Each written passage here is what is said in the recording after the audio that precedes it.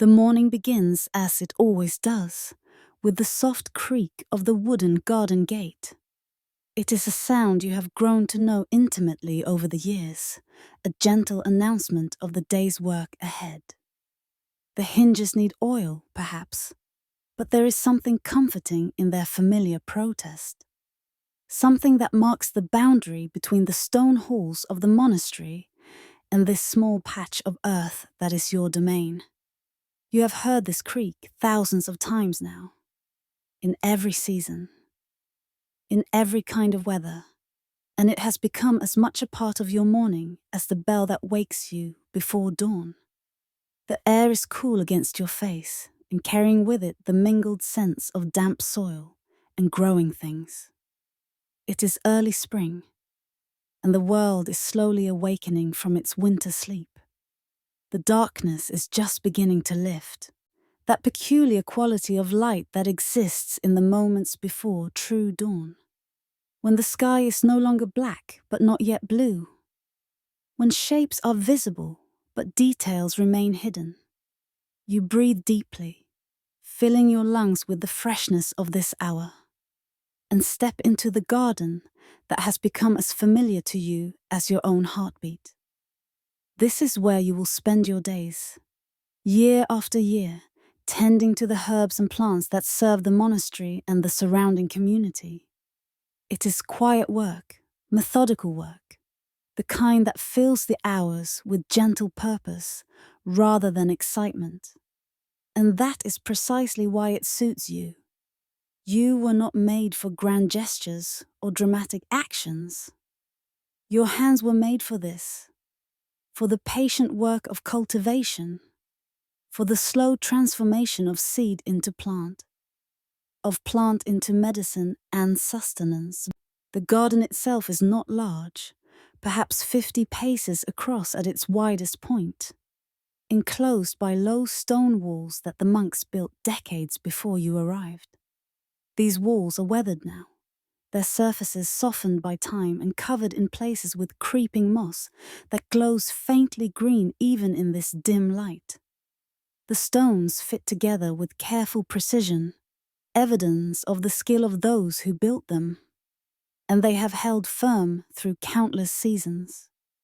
Within these walls lies a carefully organized world of raised beds, narrow paths of packed earth, and the occasional wooden bench where one might sit during the brief rest periods allowed by the rule. In the corner nearest the infirmary stands a small shed where tools are kept, their handles worn smooth by generations of hands.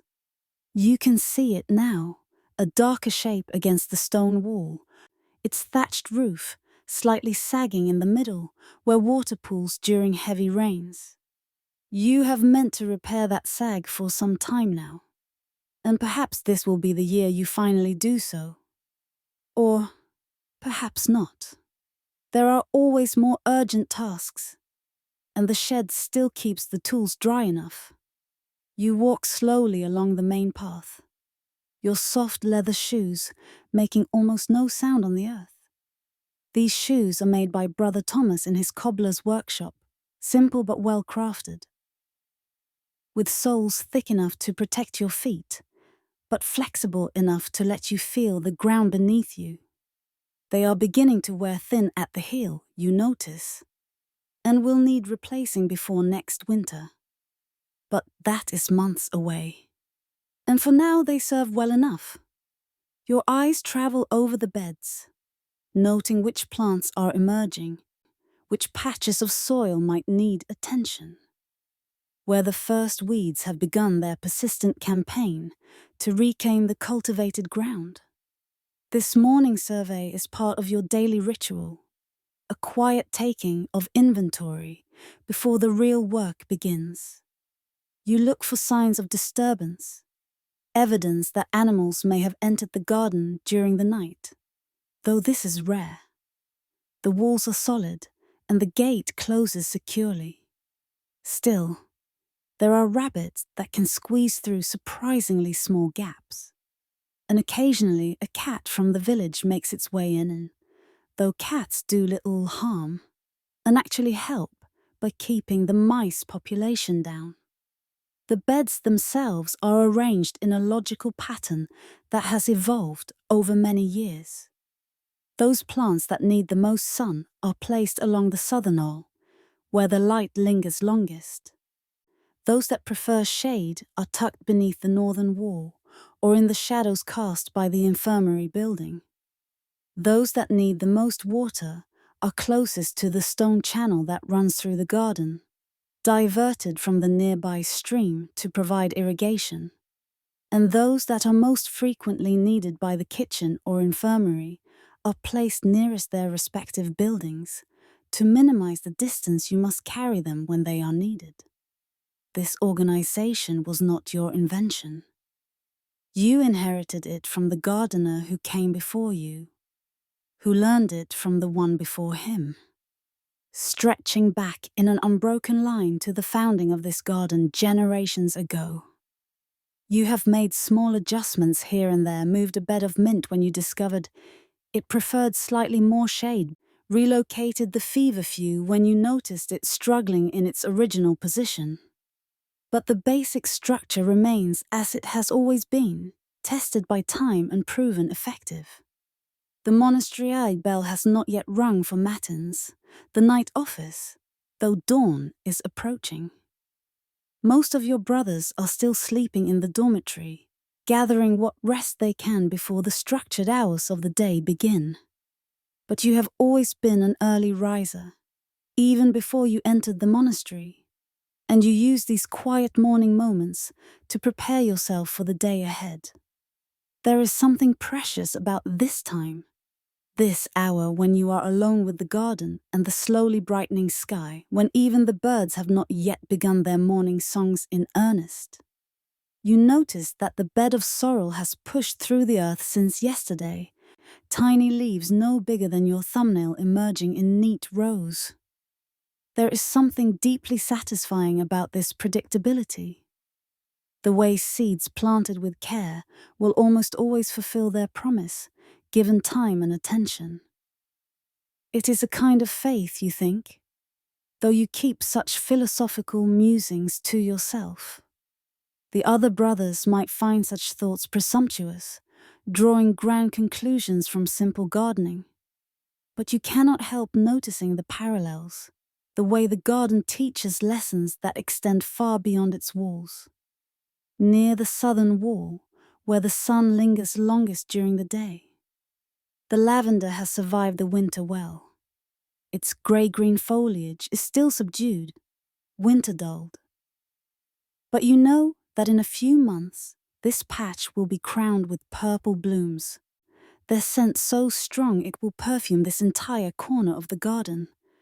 Already you are thinking ahead to the harvest, to the careful cutting and bundling of stems, to the slow process of drying them in the shade of the tool shed. Your mind works this way now, always planning several steps ahead, always preparing for what must come next. But that is months away. For now, there are more immediate concerns. The chamomile bed needs weeding. The soil around the young fennel plants requires loosening, and the raised bed designated for this year's woad needs to be prepared and planted. These tasks will fill your day, along with the 8 prayer offices that structure monastic life, dividing the hours into manageable portions. Prime, terce, sext, none, vespers, compline, and the night office of matins. These are the tent poles around which your day is constructed, the fixed points that give shape to all the hours between. You make your way to the tool shed, your hand reaching automatically for the familiar iron key that hangs from your belt, secured with a leather thong that you must remember to replace soon, as it is becoming frayed. The door swings open with a soft groan, revealing the neat arrangement within. Everything has its place here, as it does everywhere in the monastery. Rakes and hoes hang on wooden pegs driven into the walls, their placement as ordered as the books in the library. Clay pots are stacked by size in one corner, smallest to largest, so you can find what you need without searching. Bundles of twine rest on a shelf, alongside a few small knives used for harvesting and taking cuttings, their blades kept sharp with regular honing. You select a simple hoe, running your hand along its smooth handle, feeling the slight depression worn into the wood by countless hours of use. This is not your hoe specifically, but it might as well be. You have used it so often that it fits your grip perfectly, the balance of it familiar and comfortable. You gather a large woven basket for collecting weeds, checking briefly to ensure there are no holes in the weaving that might let small weeds fall through. These are the tools of your trade, simple and honest, requiring no great skill to use, but endless patience to use well. As you return to the garden proper, the sky has lightened perceptibly, the deep blue-black of night giving way to softer shades of grey and pale blue. The first birds are beginning to sing now. Tentative at first, then with growing confidence as the dawn strengthens. You recognize many of them by their songs. The blackbird with its flute-like melody, the robin with its bright warbling, the doves with their soft cooing. They are your companions in the garden, these birds. Though they pay you little attention, and you generally return the favor. The bell for prime will ring soon, calling you to the first prayers of the day after the night office. But there is time for a little work first. You kneel beside the chamomile bed, setting the basket nearby, feeling the dampness of the earth seep through your robe at the knees. This dampness is unavoidable at this time of day, when the dew still clings to everything, but you have grown accustomed to it.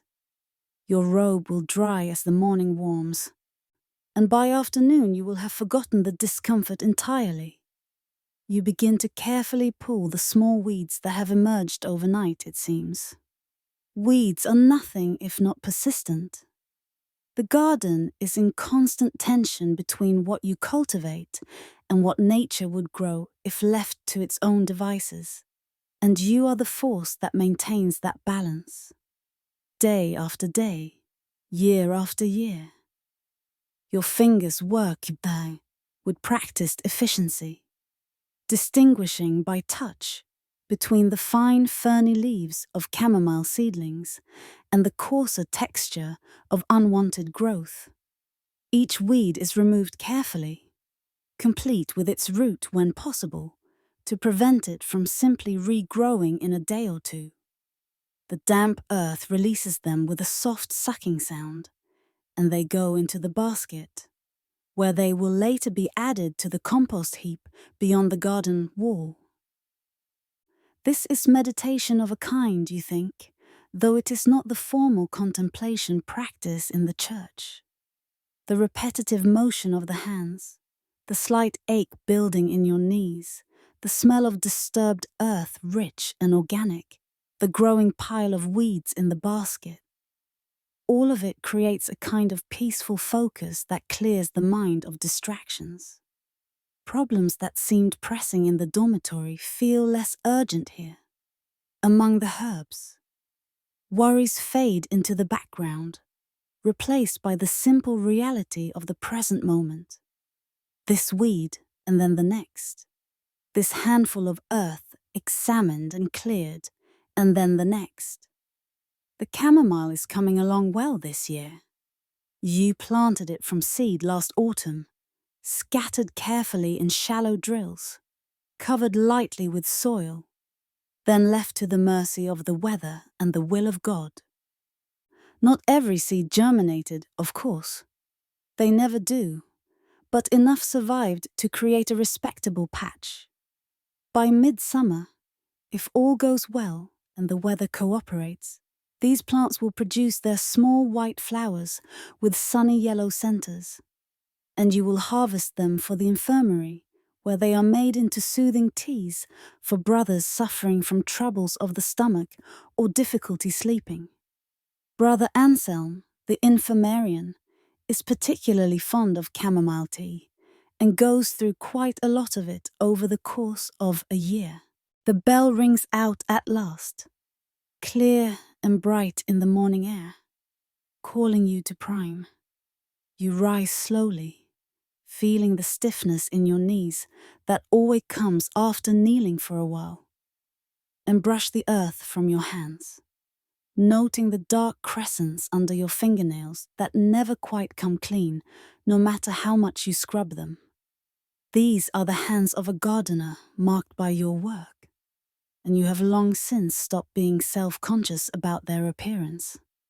The basket of weeds can wait, set aside at the edge of the path where you can find it easily when you return. The hoe is returned to its place in the shed, the door secured with the key. You make your way across the garden, through the gate with its familiar creak and into the cloister, joining the silent flow of brothers moving toward the church. The stone corridors echo softly with the shuffle of feet. Dozens of men all moving in the same direction with the same purpose. No one speaks. The rule requires silence at this hour. But there is a sense of companionship in this shared movement, this common discipline. The church is cool and dim, lit only by a few candles that cast wavering shadows on the stone walls. You take your place in the choir with the other lay brothers, separate from the choir monks who have deeper liturgical responsibilities. Your part is simpler, mostly listening and responding with the prayers you have memorized over years of repetition. The Latin words wash over you, familiar as breath. Their meaning half understood, but their rhythm deeply comforting. This is the structure that holds your life together. These hours of prayer scattered throughout the day, like stones marking a path through water. Prime is not long, perhaps 20 minutes, and when it concludes, you file out with the others, still in silence, though the silence will be lifted shortly. After prime comes breakfast in the refectory, a simple meal of bread and weak beer, sometimes with a bit of cheese if it is a feast day, or the cellarer has been generous. You eat quickly and without particular attention to the food, your mind already returning to the garden and the work waiting there. After breakfast, the silence is officially lifted and the cloister comes alive with quiet conversation. Brothers discussing their work assignments for the day, or sharing some small piece of news from the outside world brought by a recent visitor. You exchange greetings with a few brothers, but you are not naturally talkative. You soon extract yourself from conversation and return to the garden. The sun is well up now, the dew beginning to evaporate, steam rising in thin wisps from the damp earth. The light has taken on that bright, clean quality of morning, everything sharp-edged and clear. You retrieve the basket of weeds and carry it to the compost heap, that carefully maintained pile beyond the garden wall where kitchen scraps and garden waste slowly transform into rich, dark soil. The compost heap is your responsibility to maintain, though everyone contributes to it. The kitchen sends its vegetable scraps and eggshells. The brewery sends its spent grain. The stable sends its straw mixed with manure. All of this goes onto the heap, layer upon layer, and over time, with regular turning to introduce air, breaks down into the most valuable substance in the garden. Fully decomposed organic matter, dark and crumbly and rich with nutrients. You add the weeds to the top of the heap, spreading them out to prevent them from matting together, which would slow decomposition. Then you take up the broad fork kept here for the purpose and turn a section of the older material, working it from the outside to the center, mixing the partially decomposed material with the fully broken down compost below. The heap steams as you work, heat rising from the center where the decomposition is most active. In winter, this heap can be almost hot to the touch, the biological activity generating impressive warmth even in freezing weather. This turning is hard work, and you feel your shoulders and back begin to ache pleasantly from the effort. Sweat forms on your brow despite the cool morning air. But there is satisfaction in it, in the transformation of waste into resource, in the cycle that feeds the garden, which feeds the monastery, which feeds the compost heap, which feeds the garden again. Nothing is truly wasted here. Even the broken clay pots are crushed and used to improve drainage in beds that need it. When you finish, you wash your hands in the stream that runs near the compost heap, the cold water shocking after the warmth of the work. Your hands are clean enough now for the next tasks, though the smell of compost lingers faintly on them. It is not an unpleasant smell, earthy and organic, the smell of fertility and growth. Returning to the garden, you find that Brother Martin has arrived. He is a younger brother, relatively new to the monastery, and the abbot has assigned him to help you 2 mornings a week, to learn something of gardening. Brother Martin is enthusiastic but clumsy, his hands more accustomed to handling books in the scriptorium than plants in the garden. But he is willing to learn, and you have patience for willing students. "Good morning, brother." Martin greets you, his voice still carrying the formal tone of someone not entirely comfortable with the casual interactions between work periods. "What shall I do today?" You consider for a moment, assessing what tasks would be suitable for his skill level. The fennel seedlings need the soil around them loosened, you tell him. "Come, I'll show you what I mean." You lead him to the bed where the young fennel plants are growing, their feathery foliage already distinctive even at this small size. You demonstrate with your hands, working your fingers into the soil around one plant, gently loosening the earth without disturbing the roots. "Like this," you say, not too close to the plant, but all around it. The soil has become compacted from the rain, and the roots need air to grow well. Brother Martin nods, kneeling beside the bed, and begins to copy your movements. His touch is too tentative at first, barely disturbing the soil, and you gently correct him. "Firmer than that. The plant will not break, but not so hard that you tear the roots." It is a delicate balance, and he struggles with it. But you have learned that sometimes the only way to develop the right touch is through practice and occasional mistakes. While Brother Martin works on the fennel, you turn your attention to the bed that needs preparing for woad. This involves first clearing it of any remaining debris from last year, though you did a thorough job of this in autumn, and there is little left to remove. Then you work the soil with a broad fork, turning it over to aerate it and break up any compacted areas that may have formed over the winter. The fork sinks into the earth with satisfying ease. The soil here is good, improved by years of regular compost additions.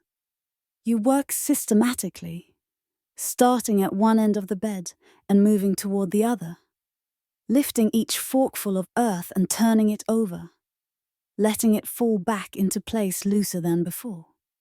The work is rhythmic and physical, engaging your body, but leaving your mind free to wander or settle as it will.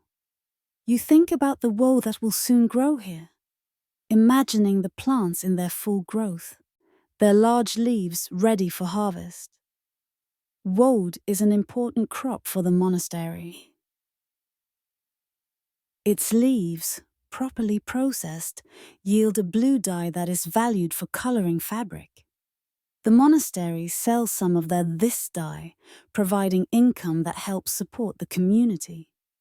The process of extracting the dye is complex and unpleasant, involving fermentation and various chemical reactions that produce a powerful smell. But that is not your concern. Your job is simply to grow healthy plants and deliver them when they are ready for harvest. By the time the bell rings for terce, the third hour of prayer, the woad bed is nearly ready. Your shoulders ache pleasantly from the work, and there is a thin film of sweat cooling on your back. You set aside the fork and check on Brother Martin's progress with the fennel. He has worked through about half the bed, and while his technique is still somewhat uncertain, he has not damaged any plants, which is the most important thing. You offer a word of encouragement and lead him back to the church for ter deke. The pattern of work and prayer continues throughout the morning. After terce, you return to the woad bed and begin working compost into the soil. This is crucial preparation. Woad is not particularly demanding, but it does benefit from rich soil, and the compost you add now will provide nutrients throughout the growing season.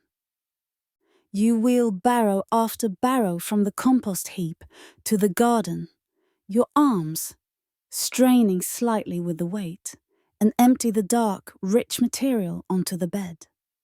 The compost is beautiful stuff, nothing like the raw materials that went into making it. It is dark brown, almost black, and crumbly in texture. It smells of earth and forest floor, that pleasant organic scent of decomposition completed. You can no longer identify the individual components. The kitchen scraps and garden waste have all merged into this uniform substance. There are still occasional bits of eggshell visible, white fragments that will continue to break down slowly, adding calcium to the soil. You spread the compost evenly across the bed with a rake, working it into the top layer of soil with a fork. This mixing is important. If the compost sits on the surface in a thick layer, it can dry out and become hydrophobic, actually repelling water rather than absorbing it. Mixed in, it improves the soil structure, helping clay soils drain better and sandy soils hold moisture better. It is remarkable stuff, compost, though it requires patience to produce. Brother Martin has finished with the fennel and comes to help with the compost spreading. He is better at this task, which requires less finesse than working around living plants, and together you make quick progress. By the time you finish, the bed is uniformly enriched, the soil noticeably darker and richer than the native earth beneath. Why do we add so much compost? Brother Martin asks as you work. He is full of questions which you appreciate. A curious mind is the sign of a good student. The woad is a hungry plant, you explain. It grows large and produces much foliage. To do that, it needs nutrients from the soil. The compost provides those nutrients slowly over time, as it continues to break down. Without it, the plants would grow, but they would be smaller, less vigorous. The dye extracted from weak plants is less potent than from strong ones. And the compost is better than manure. Yes? Different, you say. Fresh manure is too strong, too hot. It can burn plants if applied directly. Aged manure is good, but compost is better in some ways. It has already been broken down by countless tiny creatures we cannot see. It is balanced, gentle, ready to nourish plants immediately. You do not mention the theological dimension you sometimes see in this process, the way waste and decay are transformed into new life, the way endings become beginnings. Brother Martin is still young in the religious life, and such thoughts might seem fanciful to him. But you have lived long enough to see patterns, to notice how the physical world echoes spiritual truths. The garden teaches these lessons daily for those who pay attention. The next task is to mark out rows in the prepared bed. Woad will be sown in lines, not broadcast randomly, because this makes weeding easier later. You can run a hoe between the rows without fear of damaging the cultivated plants. You use a length of twine stretched between two stakes to create a straight line, then drag a stick along beside it to create a shallow furrow in the soil. The furrows are spaced about a foot apart, 6 of them across the width of the bed. Brother Martin watches this process with interest. "Why must the rows be so straight?" he asks. "They need not be perfectly straight, you admit, but straight enough to follow easily with a hoe. If the rows wander, weeding becomes more difficult. You are constantly adjusting your stroke, trying to avoid the cultivated plants. Straight rows make the work more efficient." "It seems like so much preparation for so little seed," he observes. "Preparation is most of the work," you tell him. A seed planted in well-prepared soil will thrive with little additional care. A seed planted in poor soil will struggle no matter how much you fuss over it afterward.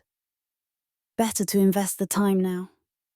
This is a lesson that applies to many things beyond gardening, you think, though you do not say so aloud. How much human misery stems from poor preparation, from rushing ahead without proper groundwork? But again, such philosophical musings are best kept to yourself. The bell rings for sext, the 6th hour, signaling midday prayers and the main meal of the day. Your stomach reminds you that you have been working for several hours on nothing more than breakfast, bread and beer. And you are grateful for the break. The sun is high now, and the day has warmed considerably. The dampness in your robe has long since dried, and you feel the pleasant tiredness of productive labor in your muscles.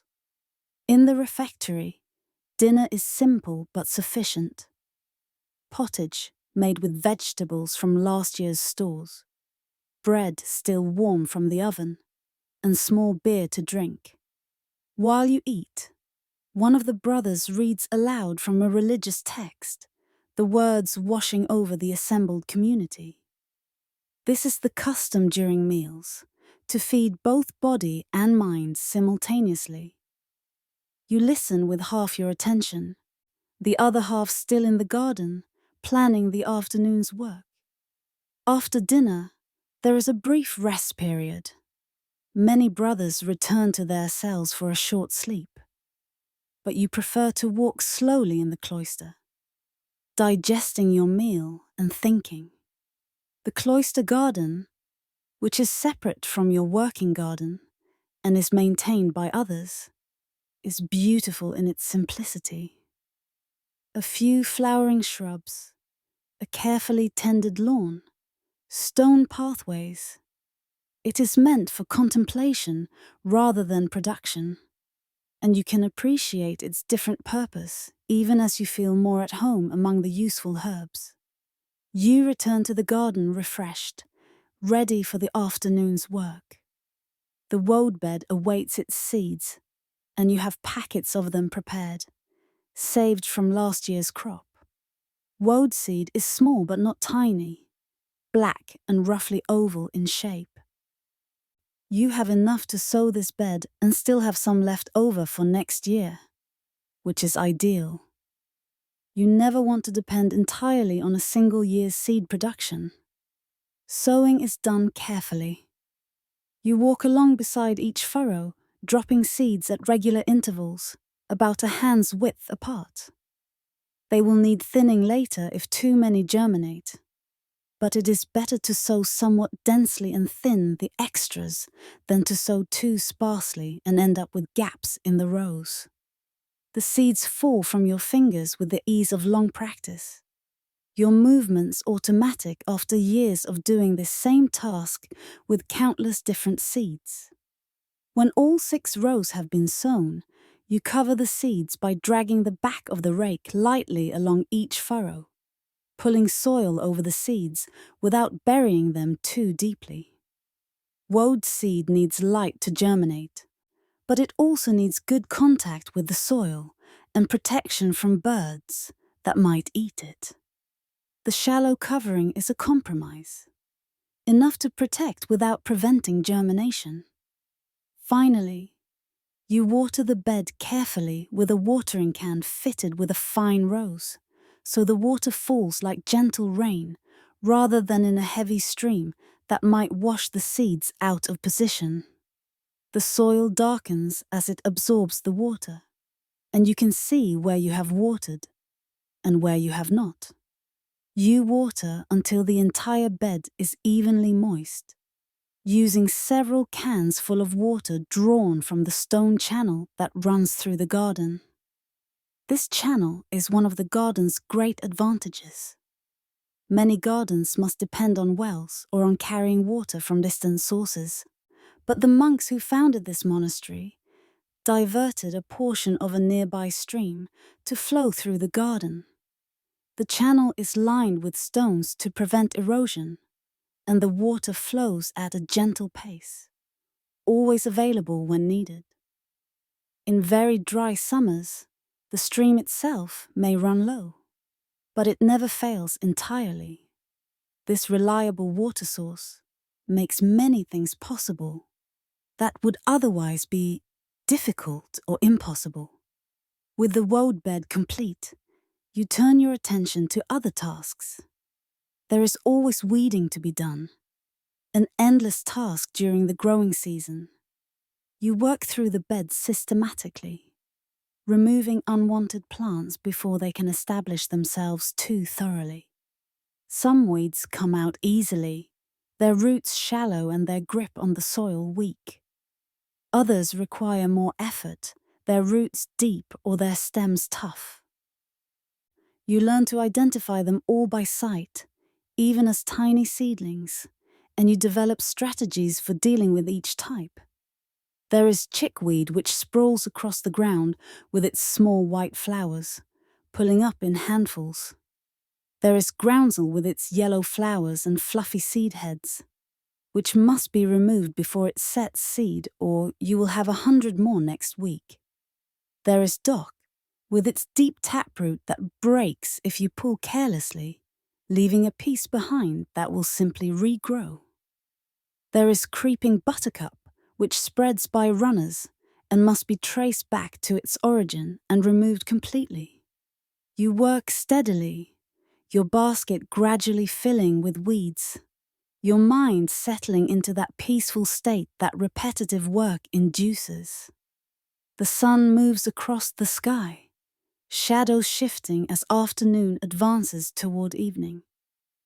Brother Martin has returned after the meal and works nearby on a different bed, his movements becoming more confident with practice. You glance over occasionally to check his progress, offering a correction when needed, but mostly letting him learn through doing. The afternoon grows warm, the sun strong on your back.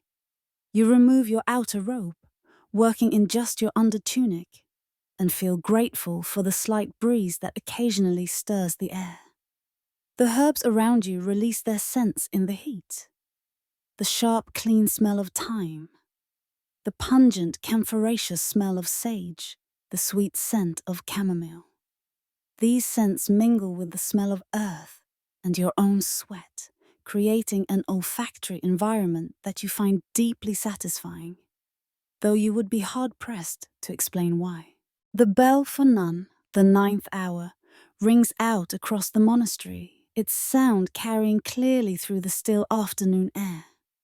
You straighten slowly, feeling your back protest after hours of bending, and gather your tools. The afternoon's work has been good. 2 more beds are clear of weeds.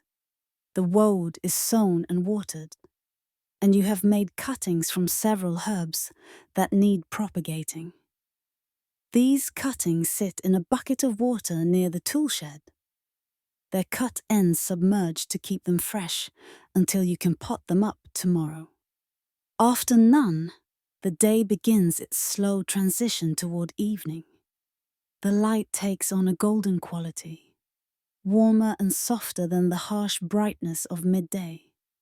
The shadows lengthen, reaching across the garden in long fingers. You have learned to work with these shadows, knowing which parts of the garden will remain in sun longest and which will fall into shade first. The southern beds hold the light until nearly sunset, while the northern beds are already dim by mid-afternoon. You spend the next hour on what you think of as finishing work, the small tasks that tie up the day's efforts. The tools are cleaned of soil, the blades wiped down with an oily rag to prevent rust. The basket of weeds is carried to the compost heap and added to the pile. The cuttings are potted up after all, using small clay pots filled with a mixture of sand and soil that drains well, necessary for cuttings that have no roots yet and would rot in moisture-retentive soil. Brother Martin has already left, called away to other duties. You work alone now, enjoying the solitude that late afternoon brings. Most of the monastery is occupied with other tasks at this hour. The choir monks in study or private prayer, the kitchen staff preparing the light evening meal, the craftsmen finishing their day's work in the various workshops. You have this space to yourself, and you move through it with the ease of long familiarity. The beds are checked one final time. You look for any plants that show signs of stress. Wilting leaves that might indicate inadequate water. Discolored foliage that might suggest disease or pest damage. Stems that look broken or bent. You find a few small issues, none serious, and make mental notes to address them tomorrow. The feverfew has a few leaves with small holes, likely insect damage, but not enough to warrant intervention. The parsley is looking slightly yellow, perhaps needing more nitrogen, and you make a note to side dress it with some compost. As you work, your mind wanders to the question of what makes a good gardener. It is not strength, though strength helps. It is not knowledge alone, though knowledge is necessary. What makes a good gardener, you have come to believe, is attentiveness combined with patience. You must notice what is happening. The subtle changes in a plant's appearance, the patterns of growth and struggle, the effects of your interventions, and you must be patient enough to let things develop, not rushing, not forcing, accepting that plants grow at their own pace and cannot be hurried. This patience extends to yourself as well. There are days when you make mistakes, when you plant something in the wrong place, or harvest at the wrong time, or forget to water something that needed it. These mistakes can be frustrating, but you have learned to accept them as part of the process. Every gardener makes mistakes. The question is whether you learn from them. You think about the garden as it will be in a few months, full and lush with growth, producing the herbs that the monastery needs. You think about the harvests to come, the careful work of cutting and drying and storing. You think about next winter, when this bed of woad will be empty again, resting under a layer of mulch, and you will be in the drying shed, processing last season's herbs while this season gestates in seed packets and plans. There is something deeply satisfying about this cyclical nature of the work. The garden is never finished. There is no moment when you can step back and say, it is complete. There is always more to be done, always the next season to prepare for. always plants that need attention. At first, this felt overwhelming, but now it feels right. The work gives structure to your days and meaning to your years. You are part of a long tradition of gardeners stretching back generations and forward generations yet to come, all tending this same patch of earth, all contributing to the monastery's mission of prayer and service. The bell rings for vespers, the evening office. The sun is low now, its light amber and rich, illuminating the garden with a warm glow that makes everything look slightly unreal, slightly magical. You take a final look around, ensuring everything is in order for the night, then make your way to the gate. The familiar creak greets you as you pass through, and you pause for just a moment on the threshold. Looking back at the garden you have tended all day.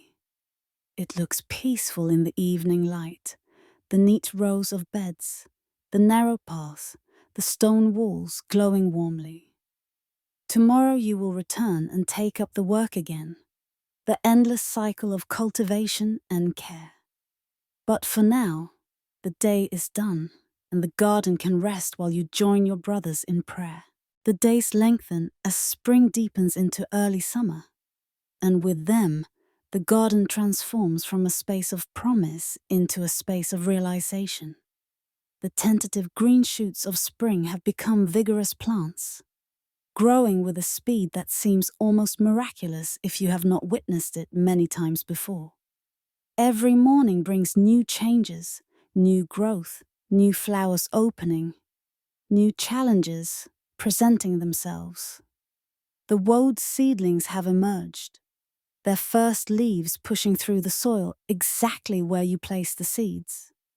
This always amazes you slightly, this dependability of seeds, the way they carry within them the entire blueprint of the mature plant, needing only moisture and warmth and time to unfold that blueprint into reality. The seedlings are still small, vulnerable, and you check them daily, ensuring they are not being overwhelmed by faster growing weeds or damaged by slugs that prowl the garden at night. Weeding has become a major part of your daily work. In the warmth and moisture of late spring, everything grows enthusiastically, and what is not wanted grows just as vigorously as what is cultivated.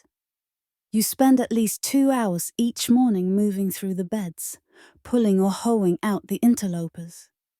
Your hands develop calluses in new places from the constant grip on the hoe handle, and your back develops an ache that never entirely goes away, though it settles into a dull background sensation that you hardly notice anymore. The chickweed is particularly aggressive this year. It has appeared in nearly every bed, its sprawling stems creating a mat of green that will smother slower growing herbs if left unchecked. But chickweed pulls easily, its roots shallow, and you can clear a large area in a short time. You have learned not to resent these weeds too much. They are simply plants after all, doing what plants do, trying to grow and reproduce. But that their goals conflict with yours does not make them evil, merely inconvenient. You carry the masses of pulled chickweed to the compost heap, but you also set aside some for the monastery's small flock of chickens, who devour it with apparent relish. Nothing is entirely wasted. Even the weeds serve a purpose, feeding animals or enriching the compost that will feed future crops. The established herbs from previous years are flourishing now. The sage bushes are producing fresh growth, soft grey-green leaves that will harden and become more pungent as the season progresses. You harvest some of these tender spring leaves for the kitchen, where they are valued for their gentler flavour compared to the robust taste of older leaves. The harvesting is done carefully, never taking more than a third of the plant's growth, ensuring it remains vigorous. The thyme is spreading across its designated space, creating a low mat of tiny leaves that releases its characteristic scent whenever you brush against it while working nearby. By midsummer, it will produce small lavender-pink flowers that bees adore. But for now, it is focused on vegetative growth, extending its reach across the soil. You occasionally root cuttings from the edges of this mat, using them to start new plants in other areas or to replace older plants that have become woody and less productive. The fennel that Brother Martin helped with has established itself well. The plants are now knee-high, their feathery foliage distinctive and attractive. Fennel is a useful plant, valued both for its seeds, which aid digestion and add flavor to food, and for its foliage, which the kitchen occasionally requests for flavoring fish. It will grow much taller before the season ends, eventually reaching chest height or even higher. But for now, the plants are at a pleasant size, substantial enough to withstand minor challenges, but not so large that they overshadow their neighbors. The chamomile bed is now producing its first flowers. You begin the harvest, working in the morning after the dew has dried, but before the heat of the day has become intense. The flowers are at their best at this time, fully open but still fresh, their essential oils not yet volatilized by the sun's warmth. You move through the bed methodically, pinching off flowers that are just right, while leaving behind those that are not yet fully open, and ignoring those that have begun to fade. Each flower is removed cleanly, pinched off just below the base of the flower head, leaving the stem intact so the plant can potentially produce more flowers. Your basket slowly fills with the small daisy-like blooms, white petals surrounding yellow centers, and the scent rises around you, apple-like and soothing. This is pleasant work, requiring attention but not strenuous effort, and you find your mind settling into that meditative state that the garden so often induces. The harvest continues for weeks. Chamomile plants do not produce all their flowers at once, but rather in succession, a few new flowers opening each day, while others are just reaching their peak and still others are fading. This means daily harvesting during the flowering season. A commitment of time, but one that ensures you gather the flowers at their optimal stage. After harvesting, the flowers must be dried. You spread them out on screens in the drying shed, fine mesh screens that allow air circulation underneath and above. The shed is warm but not hot, dim but not dark, and the air moves through it freely. These conditions are ideal for drying herbs slowly, which preserves their medicinal properties better than fast drying in direct sun would. You check the drying flowers every day, gently stirring them to ensure even drying and to prevent any moisture pockets that might lead to mold. The flowers lose their fresh scent as they dry, taking on a more concentrated, slightly hay-like aroma. In a week or 10 days, depending on humidity, they are fully dried, crispy to the touch, and ready for storage. The dried chamomile is stored in large clay jars, sealed with cork stoppers, and wax to keep out moisture and pests. You label each jar with its contents and the year of harvest, using a piece of parchment tied around the neck with twine. These jars are delivered to the infirmary, where Brother Anselm stores them on shelves in his dispensary, ready to be made into tea or used in other healing preparations. As early summer transitions toward midsummer, the character of your work shifts once again. The major planting is complete, the beds are established, and now the focus becomes maintenance. Chief among your tasks is watering, which in dry weather becomes nearly constant work. The monastery garden is fortunate to have its stone channel that steady flow of water diverted from the stream. But the water still must be carried from the channel to the plants. You use wooden buckets for this, each holding about 2 gallons when full. 2 gallons of water weighs approximately 16 pounds, and you make dozens of trips each afternoon during dry spells. You have developed a system to make this work less burdensome. Rather than carrying one bucket at a time, you use a wooden yoke that fits across your shoulders, a bucket suspended from each end. This distributes the weight more evenly and allows you to carry twice as much water in each trip. The yoke itself is heavy, and the buckets swing slightly with each step, requiring concentration to keep them balanced. But the efficiency is worth the effort. You plan your watering route to minimize backtracking. Starting with the beds nearest the channel, you work your way outward, watering one section thoroughly before moving to the next. Each bed requires at least 2 buckets, sometimes more depending on the plants and the dryness of their soil. The herbs with the deepest roots, the fennels, the lovage, need deep watering to encourage their roots to grow downward, so you water them slowly, allowing the moisture to soak in rather than running off. The more shallow-rooted herbs, the parsleys, the lettuces, need less water per application but more frequent watering. You develop a sense for this, a feel for which plants are stressed and which can wait another day. The signs of water stress are subtle at first. A slight dulling of leaf color, a barely perceptible droop, a lack of the turgid firmness that well-watered plants display. If you catch these signs early, one good watering is usually sufficient. If you miss them and the stress becomes severe, the plants may not fully recover even with abundant water. Some herbs, you have learned, actually prefer somewhat dry conditions. The lavender, the rosemary, the thyme. These Mediterranean natives are adapted to dry summers and actually suffer if kept too wet. Their roots need oxygen as much as moisture, and waterlogged soil drives out oxygen, leading to root rot.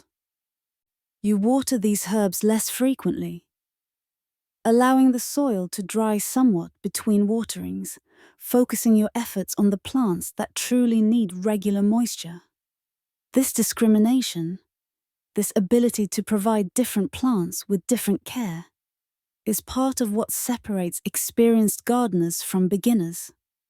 Brother Martin, who still helps you occasionally, tends to water everything equally, and you must gently correct him, explaining why this plant needs more and that one needs less. He is learning, but it is a slow process, acquired more through observation and experience than through instruction. The afternoons devoted to watering are long and physically demanding. Your shoulders ache from the weight of the yoke. Your hands develop blisters from the bucket handles. And there are days when you think longingly of rain, which would accomplish in minutes what takes you hours. But you do not complain, not even to yourself. This is your work, your contribution to the community. And there is a dignity in labor well done, even when that labor is repetitive and strenuous. Besides, the time spent watering is not empty time. Your mind is free while your body works, and you often find yourself in a state of almost effortless contemplation. Your thoughts drifting where they will or settling into a peaceful emptiness that is neither quite thinking nor quite not thinking. Sometimes you pray, the words of familiar psalms running through your mind without conscious effort. Sometimes you simply notice things, the play of light on water, the sound of a bird calling from the garden wall, the feel of the sun on your back. The garden hums with insect life during these midsummer days. Bees visit the flowering herbs constantly, their presence so ubiquitous that you hardly notice them anymore, except as a background buzz that rises and falls with the temperature and the time of day. You have learned not to fear bees. They have no interest in you, focused entirely on their work of gathering nectar and pollen. In all your years of gardening, you have been stung perhaps 3 times, always because you accidentally disturbed a bee that could not escape, forcing it to defend itself. Bees treated with respect are harmless companions. There are other insects too, of course. Butterflies appear, attracted by the flowers and the shelter the garden provides. You watch them sometimes during your brief rest periods, marveling at the delicate beauty of their wings, the seemingly aimless way they flutter from flower to flower. A small white butterfly is particularly common. You have noticed it laying eggs on the leaves of the few brassicas growing in the vegetable section of the garden. These eggs will hatch into caterpillars that feed on those same leaves. You pick off what you can, not wanting to lose too much of the crop, but you do not begrudge the butterflies entirely.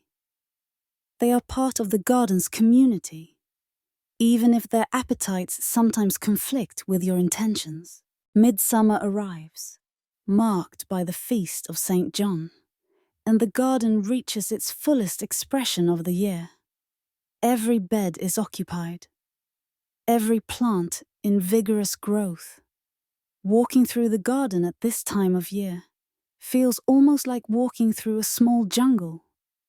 The plants pressing in from both sides of the narrow paths, their foliage lush and abundant. The woad has grown dramatically. What were tiny seedlings in spring are now robust plants, their leaves large and succulent, a deep blue-green color that seems to promise the dye they will eventually yield. You have thinned them once already, removing the smallest and weakest to give the strongest more room to grow. And now they stand at regular intervals along their rows, each plant having sufficient space to develop fully. The harvest of woad leaves will come soon. Time to occur before the plants flower, when the concentration of dye precursors in the leaves is highest. This will be a major undertaking requiring several brothers' assistance, and you have already spoken to the abbot about when this might be scheduled. The timing is crucial. Too early, and the leaves have not developed their full potential. Too late, and the plants begin to flower, redirecting their energy away from leaf production and reducing dye quality. But that is still a week or 2 away. For now, you simply monitor the plants, checking for pest damage or disease, ensuring they have adequate water. Woad is generally untroubled by pests, its leaves apparently unpalatable to most insects. But slugs sometimes take bites from the lower leaves, and you occasionally find caterpillars that must be removed by hand. The lavender, which had been merely promising in spring, is now magnificent. The plants are covered with flower spikes, hundreds of them, each spike densely packed with tiny purple flowers. The scent is powerful, perfuming this entire corner of the garden, strong enough that you can smell it from the gate when the wind is right. Bees work the lavender constantly, so many of them, that the sound is like a gentle, constant murmur, almost musical. You begin cutting the lavender for drying, working in the early morning when the dew has just dried, but before the sun has volatilized too much of the essential oil that gives lavender its characteristic scent. The cutting is done with a sharp sickle, slicing through the stems about a hand's width above the woody base of the plant. The cut stems are gathered into bundles, 10 or 15 stems per bundle, and tied with twine. These bundles are hung upside down in the darkest, coolest part of the drying shed, suspended from beams by the twine. Hanging them upside down ensures that the essential oils, which are still mobile in the fresh plants, flow down into the flowers, rather than back into the stems. The darkness prevents the purple color from fading, which would happen if they dried in bright light. The cool temperature slows the drying process, which preserves fragrance better than rapid drying would. The drying shed is crowded with hanging bundles at this time of year. Lavender, sage, thyme, oregano. All the Mediterranean herbs are being harvested and dried simultaneously. The shed smells glorious, a complex blend of herbal scents that is almost intoxicating. You spend considerable time here during midsummer, checking on drying herbs, stirring ones laid out on screens, adding new harvests to the existing accumulation. The work of harvesting and processing herbs is both satisfying and endless. As soon as you finish cutting one herb, another is ready. The sage that you harvested in early June needs cutting again. Having produced significant new growth, the thyme is flowering now and should be cut while the flowers are just opening. The oregano is nearly ready. A few more days of growth and it will be at its peak. You develop a rhythm, a rotation through the garden, harvesting a different herb each day or every few days, depending on what is ready. Your hands know the work without thought. The angle of the cut, the size of the bundle, the way to tie the twine so it holds securely, but can be easily untied later. These are skills developed over years, movements so practiced they have become automatic. Brother Martin has improved considerably. He helps with the harvesting now, and while his bundles are not as neat as yours, they are adequate. He asks fewer questions than he once did. Having absorbed much of the basic knowledge through observation and repetition, you take a certain pride in his progress, though you are careful not to let pride become too prominent. The rule cautions against vanity in all forms, including pride in one's teaching abilities. The monastery visitors are more numerous in summer, travelers taking advantage of good weather to journey to the monastery for pilgrimage, or to seek the hospitality that the rule requires be offered. Some of these visitors wander into the garden, curious or simply seeking a quiet place to rest. You answer their questions when they have them, explaining what grows here, what each herb is used for, how long things take to mature. Most visitors are polite and interested. They marvel at the lavender in bloom, exclaim over the orderliness of the beds, ask intelligent questions about cultivation methods. Occasionally, someone will pick a flower or a leaf without asking, and you must gently remind them that everything in the garden serves a purpose and should not be disturbed unnecessarily. Most apologize, genuinely not having thought about it, and you accept their apologies graciously. There are moments during these long midsummer days when you pause in your work and simply stand still, allowing yourself to take in the whole of the garden. The colors, greens in every shade imaginable, punctuated by the purple of lavender thyme, the white of chamomile, the blue of borage flowers. The textures, rough sage leaves, smooth basil, feathery fennel. The sounds, insects buzzing, birds calling, the soft gurgle of water in the channel, the light and shadow as the sun moves across the sky, creating patterns that shift hour by hour. It all comes together into something that feels almost complete and almost perfect, though you know better than to think such thoughts too seriously. Pride is a sin, and the garden's beauty is not your achievement alone, but rather a collaboration between your efforts and forces far beyond your control. The soil, the sun, the rain, the countless tiny creatures that pollinate and decompose and enrich.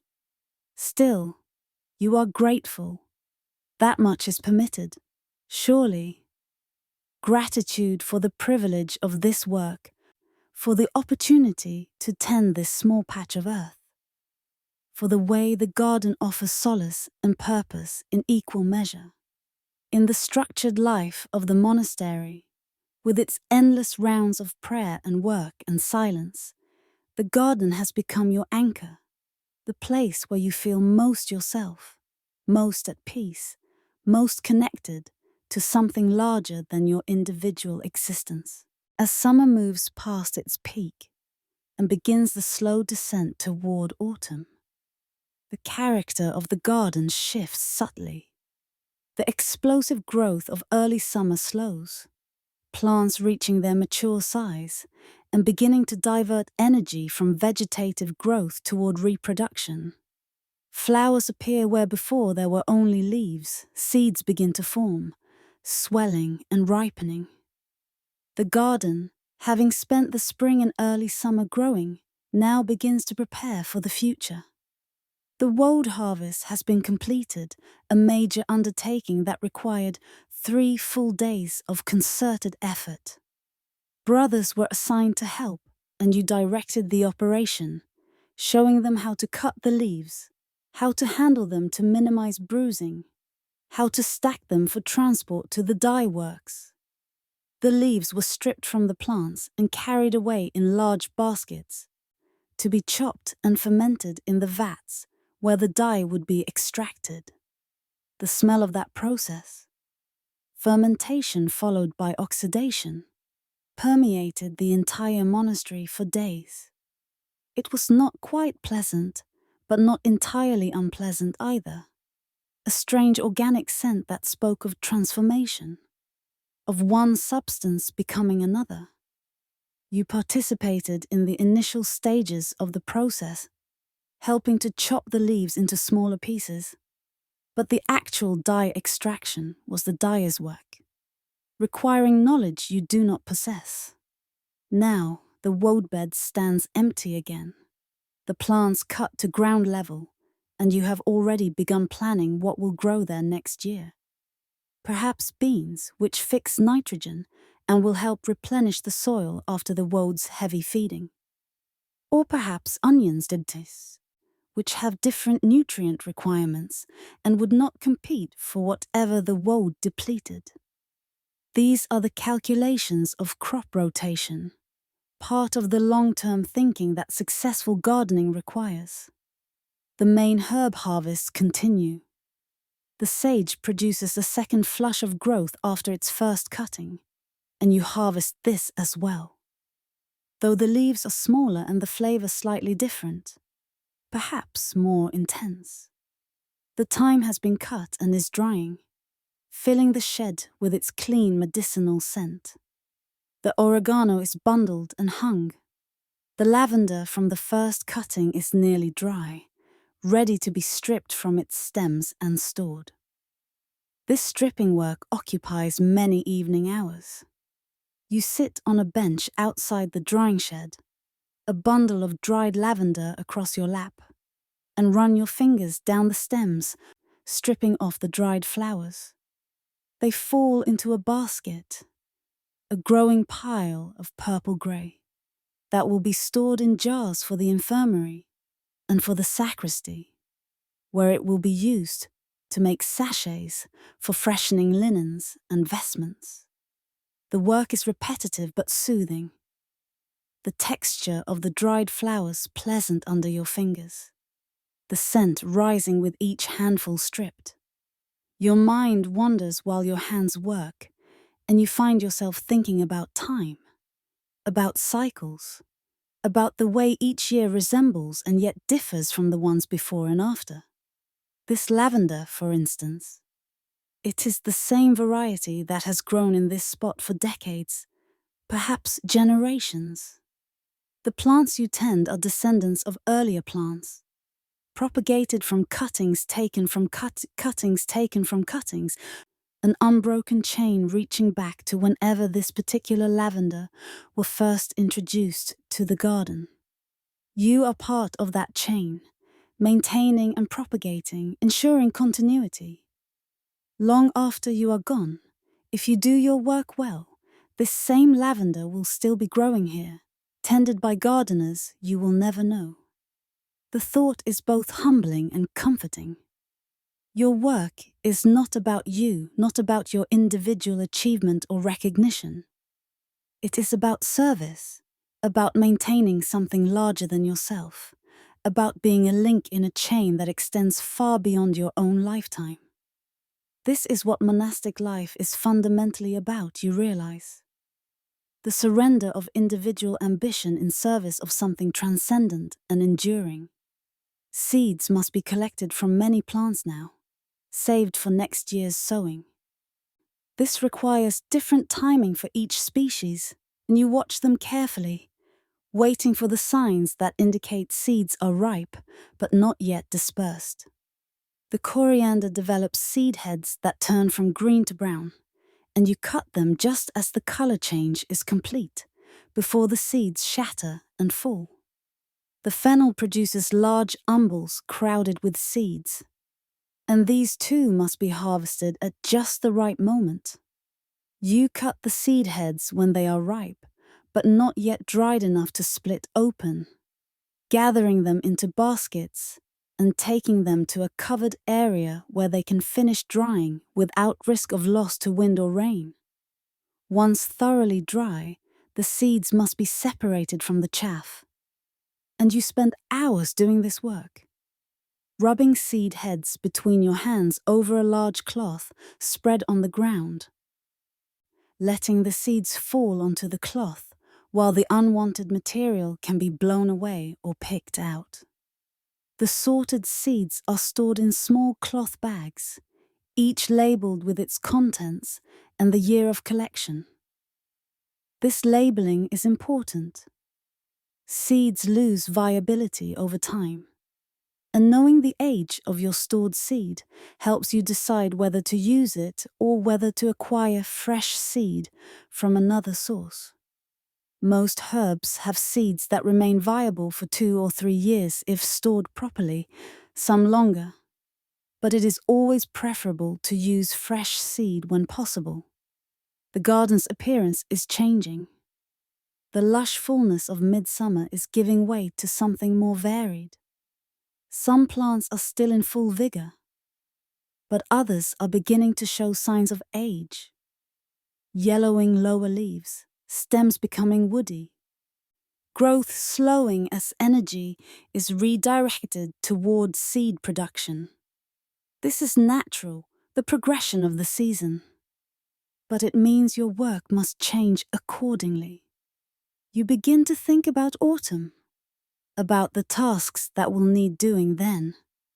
Beds that have completed their production will need to be cleared and prepared for the next season.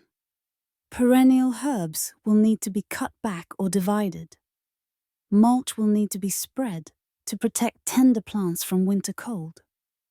These tasks are months away still, but they are already beginning to occupy your planning thoughts, part of the constant forward-looking that gardening requires. The weather is shifting too, in subtle ways. The quality of the light is different, slightly more golden, slightly less intense than at midsummer. The nights are cooler too, and the mornings often bring heavy dew that takes longer to dry. These are the first hints of autumn, still weeks away, but already making their presence felt in small ways. The days shorten noticeably as late summer transitions into early autumn. The sun, which at midsummer rose early and set late, now keeps more reasonable hours, and you find yourself beginning and ending your garden work in dimmer light than you did a month ago. The quality of this light is beautiful, softer and more golden than summer's harsh brightness. but it also signals the approaching end of the growing season. The garden's productivity remains high, but the character of what it produces is changing. The leafy growth of summer is giving way to flowers and seeds. The plant world's focus shifting from expansion to reproduction. Many herbs that you have harvested for their leaves all summer are now flowering. And you must decide whether to continue harvesting leaves or to allow seed production. For some plants, the decision is clear. The basil, for instance.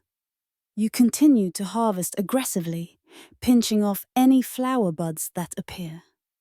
Basil leaves become bitter once the plant flowers, so preventing flowering maintains the quality of the leaves. For others, like coriander, you want both leaves and seeds, so you designate some plants for continued leaf harvest and allow others to flower and set seed. The feverfew is in full bloom now, producing its small white daisy-like flowers in abundance. You harvest these daily, as you did with the chamomile earlier in the season, pinching off flowers that are just fully open and collecting them in your basket. The work is meditative, moving slowly through the patch, selecting the perfect flowers. Your mind settling into that peaceful state that repetitive work induces. These feverfew flowers will be dried and stored for the infirmary. Brother Anselm values them highly for treating certain types of headaches, particularly the severe ones that come with visual disturbances and nausea. You do not suffer from such headaches yourself, but you have seen their effect on some of the brothers. The way they must lie in a darkened room unable to bear light or sound. If the feverfew you harvest brings relief to such suffering, that is purpose enough. The autumn vegetable crops are being planted now, in spaces cleared from earlier harvests. You sow lettuce and spinach, both of which prefer cooler weather, and will grow well into late autumn if the weather cooperates. You plant garlic cloves, pushing them into the soil point up, spacing them carefully. These will remain dormant over winter and begin growing in early spring, eventually producing bulbs that will be harvested next summer. The physical work of gardening is perhaps slightly less demanding now than at the height of summer. The watering requirements have decreased as the weather has cooled and occasional rains have returned. The explosive growth has slowed, so weeding, while still necessary, is less urgent. You find yourself with more time for the detail work, the small tasks that get overlooked during the busy middle months. You repair sections of the wattle fences that border the raised beds, replacing branches that have rotted with fresh willow withies cut from the trees near the stream. This work requires patience and some skill. Weaving the flexible branches in and out of the upright stakes, maintaining the tight pattern that gives the fence its strength. Your hands know this work, the movements automatic after years of practice. You also begin the work of taking cuttings from herbs that can be propagated this way. The woody Mediterranean herbs, sage, rosemary, lavender, root well from cuttings taken in early autumn. You select healthy stems from the current year's growth. Cut them to about 6 inches long. Strip off the lower leaves and push the cut end into pots filled with sandy soil that drains well. These cuttings are kept in a sheltered spot near the tool shed, where they receive light but are protected from direct sun and wind. Most will root over the winter, developing into small plants that can be transplanted in spring. This propagation serves multiple purposes. It provides replacements for old plants that are declining. It allows you to expand patches that need enlarging, and it creates plants that can be given to other monasteries or to local people who need them. The compost heaps. You maintain two. One actively receiving new material, while the other is left to finish decomposing, are turned and evaluated. The one that has been left alone for several months has transformed into beautiful finished compost, dark and crumbly and rich smelling. You screen this through a large sieve, removing any remaining large pieces that have not fully broken down, and begin spreading it on beds that will benefit from it. This finished compost is precious stuff. It represents months of accumulated waste.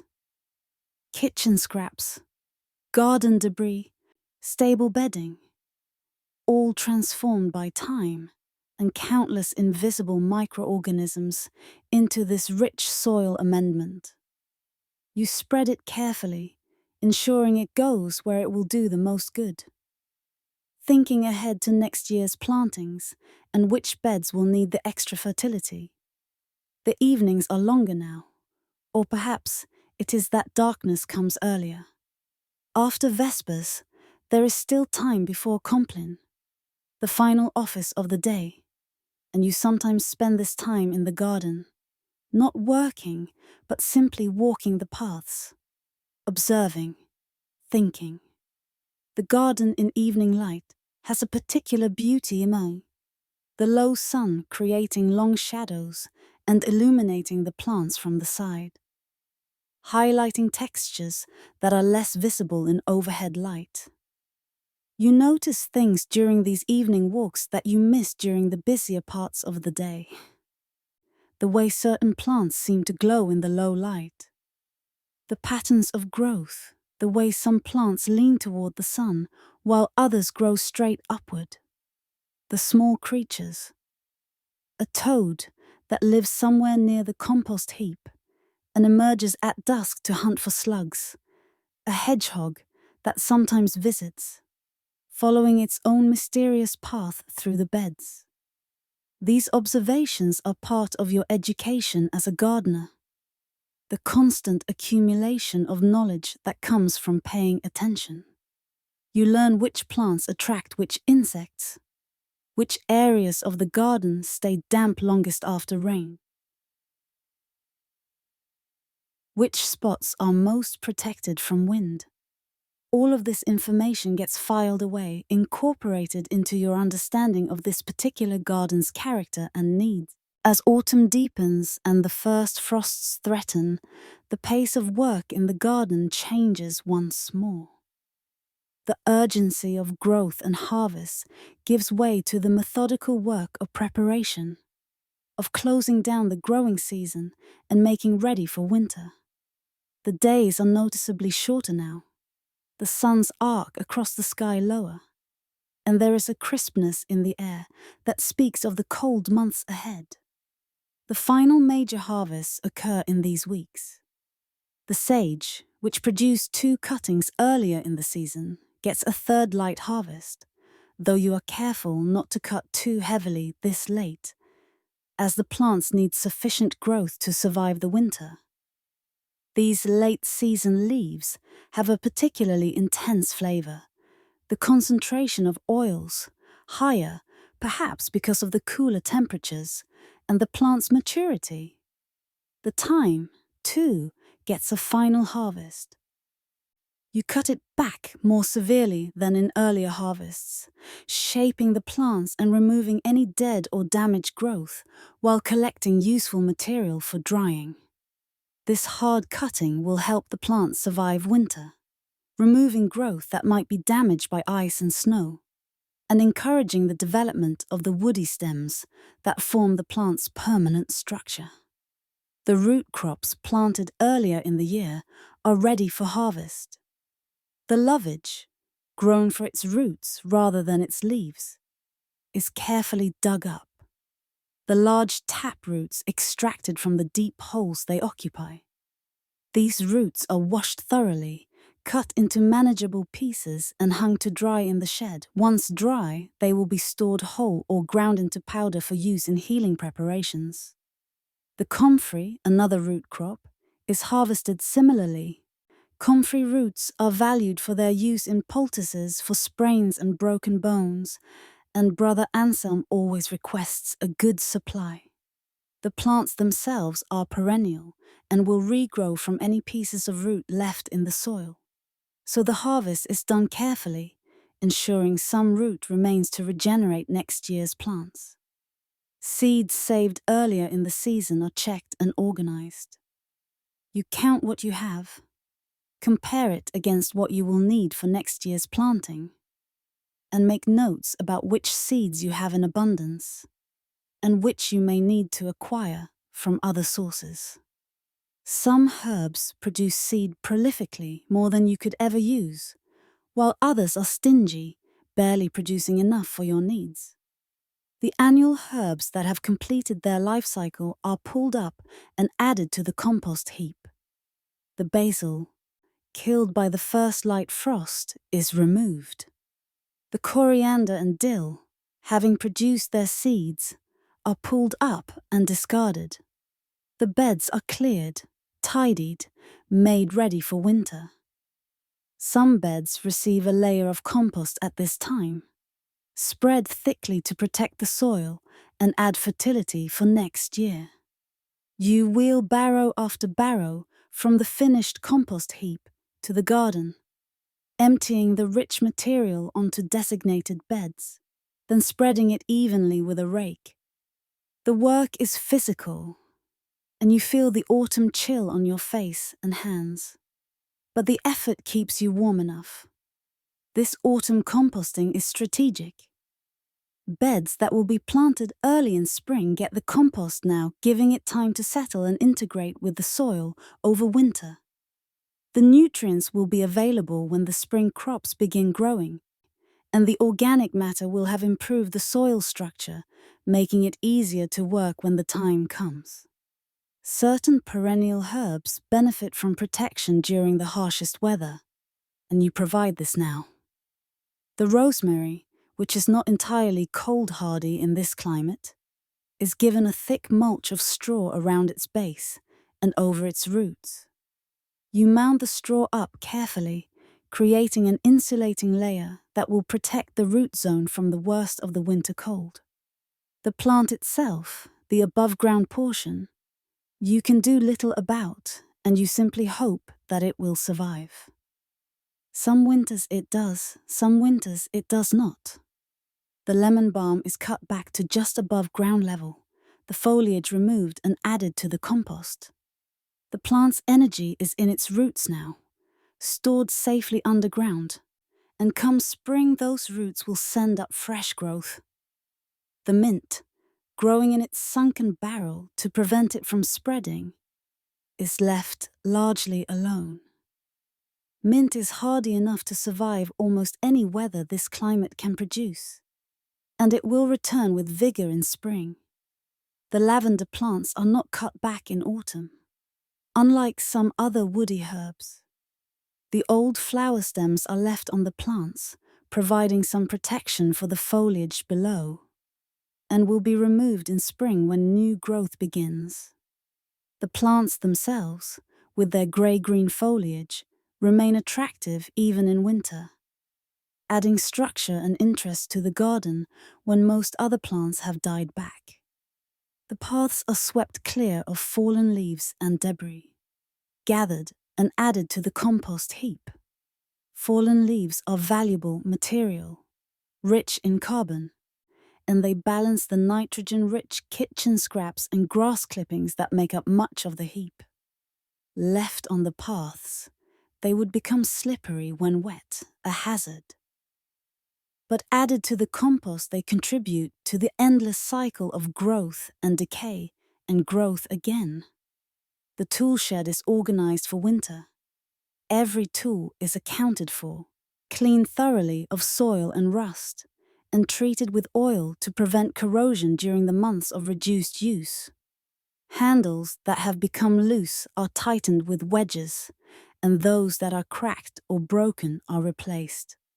The wooden handles, which split and check in the varying moisture of different seasons, receive special attention, and you make notes about which will need replacement come spring.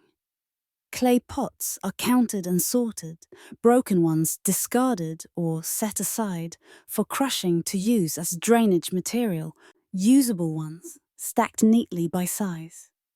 The screens used for drying herbs are inspected, and any that have torn mesh are repaired with a needle and thread. Tedious work, but necessary. Everything is put in order, ready for the months of reduced activity ahead. The autumn rains begin in earnest now, and you are grateful for them after the dryness of late summer. The soil, which had become dusty despite your watering efforts, softens and becomes easier to work. The plants that remain, the perennials, and the newly planted autumn crops, drink deeply, storing moisture for the difficult months ahead. You redirect some of your time from watering to other tasks, grateful for the respite. By the time the first hard frost arrives, the garden has a tidied, settled look. Most annual plants have been removed. The beds lie empty, or covered with compost and mulch. The pathways have been swept clear. There is a sense of completion, of work well done, of the garden ready to rest through the cold months ahead. The growing season, which began so promisingly in early spring, has run its course, and now the garden and the gardener both can rest. Winter in the monastery garden is a time of relative quiet, though it is not a time of complete idleness. The urgent pace of spring planting and summer maintenance has given way to a slower rhythm. But there is still work to be done, both in the garden itself and in preparation for the year to come. The dormant season is, paradoxically, the best time for certain major projects. New beds can be constructed now, trenched deeply and filled with layers of organic matter that will decompose slowly over the winter, creating rich planting medium for spring. Paths can be improved, their surfaces built up with gravel brought from the streambed, or with bark chips from the monastery's woodpile. Structural repairs to walls or fences can be undertaken without the risk of damaging plants. You spend several weeks during early winter constructing a new raised bed, a project you have been planning for some time. The existing beds are all spoken for, fully utilized, and there are herbs you would like to grow but have no space for.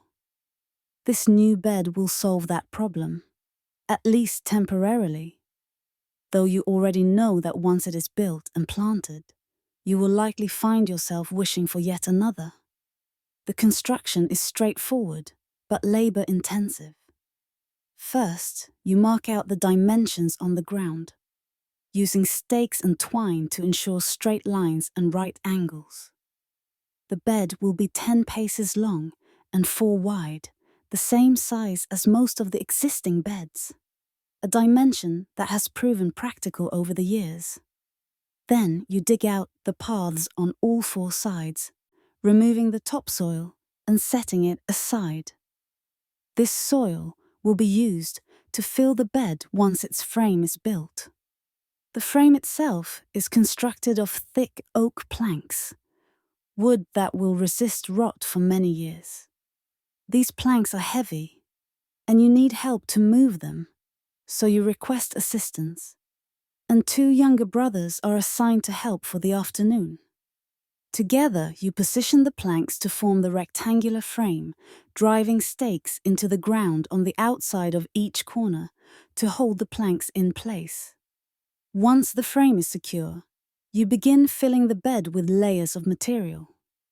The bottommost layer is rough organic matter. Small branches, wood chips, coarse plant stems left from last year's growth. This material will decompose slowly, providing long-term fertility and improving drainage. Above this goes a layer of partially decomposed compost, then a layer of well-aged manure from the stable, Then finally the topsoil you removed earlier, mixed with finished compost. The bed is filled to slightly above the level of the top of the frame, knowing that the material will settle over the winter as decomposition proceeds. By spring, it will have compacted to just the right height, and the mix of materials will have integrated into a rich, fertile growing medium perfect for whatever you choose to plant there. This construction takes several days of work, spread over a few weeks as weather permits and as your other duties allow. But when it is finished, you stand back and survey it with satisfaction. It is well made, level, properly filled, a good addition to the garden that will serve for many years. The winter weather varies from year to year, and this affects how much time you can spend outdoors. Some winters are mild, with only occasional frosts and temperatures that rarely drop severely. During these mild winters, you can work outside for several hours each day, doing the various maintenance tasks that need doing.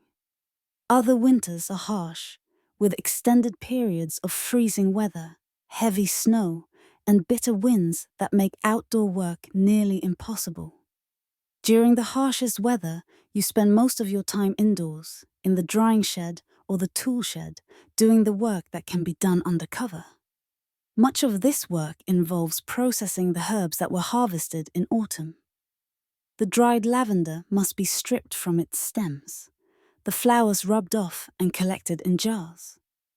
The sage leaves must be stripped from their stems and stored. The thyme must be processed similarly. This stripping work is repetitive but not unpleasant. You sit on a stool in the drying shed, bundles of dried herbs stacked beside you, a large basket at your feet to collect the material you remove. The shed is cold but not freezing, and the work itself generates a little warmth. The scents of the dried herbs surround you, creating an aromatic atmosphere that is both pleasant and purposeful. Your hands move automatically, stripping flowers or leaves from stems, the texture familiar from years of doing this same work every winter. Your mind is free to wander or to settle into meditation. Sometimes you pray, the words of familiar psalms running through your thoughts without conscious effort. Sometimes you think about the coming season, planning what will go where, considering changes to the planting scheme. Sometimes you simply exist in the present moment, your hands busy but your mind quiet. You also maintain records during winter, a task that feels less natural than physical work, but is nonetheless important. The monastery expects accounting, even of the garden, and you keep careful notes of what was planted where, what yields were achieved, what problems were encountered. These records, kept on pieces of parchment allocated to you for this purpose, help guide decisions in future years. If a particular bed produced poorly, you note this and consider why. Was the soil unsuitable? Was the weather unfavorable?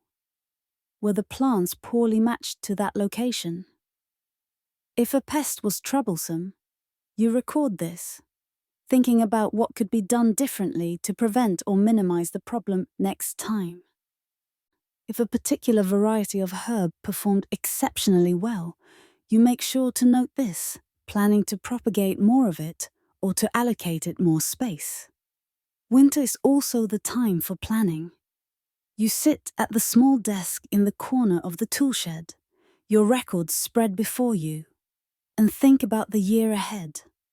What should be grown where? Should any changes be made to the layout? Are there new herbs that should be tried, or old ones that should be dropped? Sometimes Brother Anselm visits, bringing specific requests. He may have read about an herb in one of the medical texts in the monastery library. some plant with healing properties that he would like to have available. You discuss whether it is practical to grow such a plant here. Does it require conditions you cannot provide? Is the seed available? Is there space for it? If the answer is yes, you add it to your plans. If no, you explain why and perhaps suggest an alternative. The kitchen, too, sometimes makes requests. Brother Thomas, who oversees the kitchen, might ask for more of a particular culinary herb or inquire whether a new one might be attempted. You balance these requests against the practical realities of space and time and your own energy. The garden is not unlimited, and choices must be made. Snow transforms the garden when it comes, covering everything in a blanket of white that obliterates the familiar layout. The beds and paths disappear, replaced by an undifferentiated landscape of gentle curves and hollows. You walk carefully through this transformed space, checking on the plants beneath, though there is little you can do during snow except wait. The snow, you have learned, is not entirely a bad thing. It provides insulation, protecting the plants and the soil from the worst of the cold wind. A heavy snowfall followed by steady cold is actually less damaging to plants than repeated freezing and thawing, which can heave plants out of the soil and damage roots. So you do not worry too much when snow comes, unless the weather is exceptionally severe. There are days when you barely visit the garden at all, when the weather is too harsh, or when other duties keep you occupied elsewhere. The abbot sometimes assigns you to help in other parts of the monastery during the winter months. Assisting in the infirmary, when illness is widespread. Helping in the kitchen if someone is unwell. Working in the brewery or the bakehouse. The monastery is a community, and every member must be prepared to contribute wherever the need is greatest, setting aside their specialized duties when necessary. But you always return to the garden when you can, even if just for a brief visit. It is part of your routine now, part of who you have become. The garden in winter has its own subtle beauty. The architectural forms of bare stems, the evergreen foliage of herbs like thyme and sage providing spots of color against the brown earth, the patterns of frost on the stone walls. There is peace in this dormant season, a sense of potential waiting to be realized when the cycle begins again, as winter slowly loosens its grip and the days begin to lengthen perceptibly. You feel a familiar stirring of anticipation. The garden is still mostly dormant, resting beneath its protective mulches. But there are signs, subtle but unmistakable, that the cycle is preparing to begin again. These signs are small at first, easy to miss if you are not paying attention, but you have learned to watch for them, to notice the earliest indicators of change. The first bulbs push through the earth in protected spots. Crocuses along the south-facing wall where the sun lingers longest. Their purple and white blooms a shock of color against the still brown earth. You did not plant these crocuses. They were here when you arrived.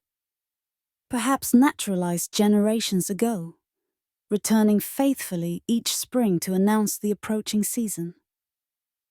You leave them undisturbed, appreciating their beauty and their timing. The willows near the stream show a subtle change in color, their bark taking on a yellowish tint as the sap begins to rise. The buds on these willows are swelling, not yet opening, but noticeably larger than they were a week ago. You make a note to gather withies from these trees soon, for repairing the wattle fences. Willow cut in early spring, when the sap is moving, is supple and easy to work with. bending without breaking.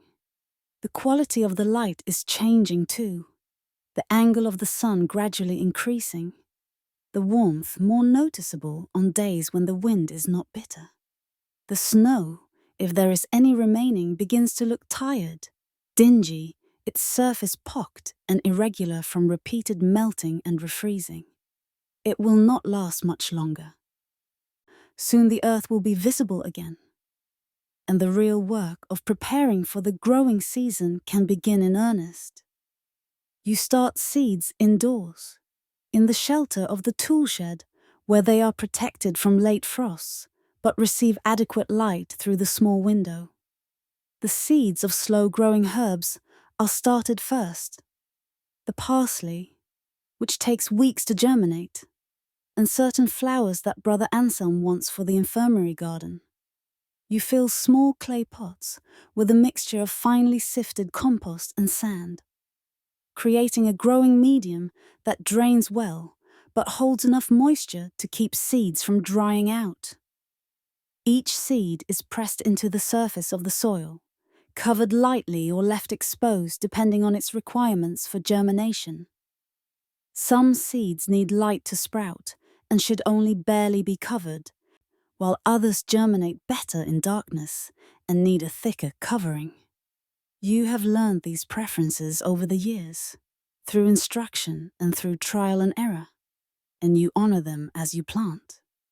The pots are arranged on a bench near the window, where they will receive as much light as possible during these still short days. You check them daily, ensuring the soil remains moist, but not waterlogged, watching for the first sign of germination. This waiting is one of the more difficult aspects of gardening for you, requiring patience even though you know intellectually that seeds take time. But when that first green shoot appears, pushing through the soil toward the light, you feel a disproportionate sense of accomplishment, as though your care had somehow coaxed life from inert matter. The cuttings taken last autumn are checked. Most have rooted successfully, sending out thin white roots from their bases into the sandy soil of their pots. You test them gently, tugging slightly to feel for the resistance that indicates good root development. Those that have rooted well are potted up into slightly larger containers with richer soil, giving them room to develop more fully before they are eventually planted out in the garden. Those few cuttings that failed to root are composted without regret. Not every cutting takes, and that is simply the nature of things. You begin clearing the winter mulches from beds as weather permits. The thick straw that protected the rosemary is pulled back, revealing the plant beneath. It has survived, you are pleased to see, the foliage still green and healthy despite the winter cold. The mulch is not discarded, but rather moved to the compost heap, where it will break down and contribute to next year's supply. Other beds are cleared of their protective coverings as well. The compost that was spread thickly in autumn has settled and partially integrated with the soil beneath. You work this in more thoroughly now with a fork, mixing the organic matter throughout the top layer of soil. The earth is cold and somewhat heavy with moisture, not yet ideal for working, but this early preparation is important. By the time conditions are right for planting, these beds will be ready. The soil itself is beginning to show signs of life. If you dig down a few inches, you find earthworms at work, their populations having survived the winter in the deeper soil layers. These worms are valuable allies, processing organic matter and creating channels that improve drainage and aeration. A healthy population of earthworms is one sign of good soil, and you are always pleased to see them. Weeds begin to appear, particularly annual weeds that germinate in cool conditions. The chickweed is back, its sprawling stems creating small patches of green in disturbed areas. You pull these weeds regularly, not wanting them to establish themselves before the season properly begins. It is easier to remove a small weed than a large one, and a few minutes of weeding now will save hours later. The perennial herbs are beginning to show new growth as well. The lemon balm sends up fresh shoots, bright green and vigorous. The thyme patch, which looked almost dead during the depth of winter, is producing tiny new leaves along its stems. The sage bushes are showing swollen buds that will soon break open into new growth. All of this is normal, expected, the natural awakening that comes with increasing light and warmth. But it is also wonderful, this annual resurrection, this proof that life persists despite the apparent death of winter. You prune some of the woody herbs now, removing dead growth and shaping the plants for the season ahead. The lavender gets particular attention. You carefully cut away any stems that were killed by winter cold, trimming back to living wood. And you shape the plants to encourage bushy growth rather than leggy stems. This pruning is done judiciously. You want to remove enough to invigorate the plant, but not so much that you reduce its capacity to produce flowers later in the season. The tool shed is thoroughly cleaned and reorganized. Tools that were stored for winter are brought out, checked for readiness, and arranged for easy access. Seeds saved from last year are evaluated, their viability tested by placing a few of each type on damp cloth and waiting to see how many germinate. This testing tells you whether your stored seed is still good or whether you need to obtain fresh supplies. You also make an inventory of supplies. Do you have enough twine for this year's needs? Enough clay pots? Enough compost to meet the spring planting requirements? Items that are running low are noted, and you speak with the cellarer about obtaining more. The monastery is largely self-sufficient, but some things must be purchased or obtained from outside sources, and planning ahead prevents last-minute shortages. The days continue to lengthen, and your working hours lengthen with them. By the time the Feast of the Annunciation arrives in late March, the spring is unmistakably here. The weather is still changeable, cold days alternating with milder ones, but the overall trend is toward warmth. The garden is awakening fully now, and soon the real work will begin. The planting and tending that will occupy you through spring and summer and into autumn once again. You stand at the garden gate one morning, looking out over the space you have tended for so many years. The beds are ready, waiting for seeds and seedlings. The paths are clear, the tools prepared, the compost heaps full of rich material, ready to be spread.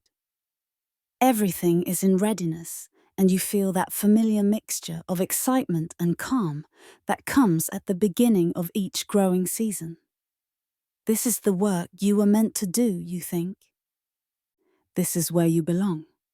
And as you step through the gate with its familiar creak, beginning another day in the endless cycle of cultivation and care, you feel grateful beyond words for the privilege of this simple, honest labor. The garden awaits, as it always has and always will, ready for the touch of your hands, ready to teach its lessons of patience and persistence, ready to yield its bounty in exchange for your faithful attention. And you are ready too, ready to begin again, ready to serve the needs of your community, ready to participate once more in the ancient partnership between humans and the earth that sustains them.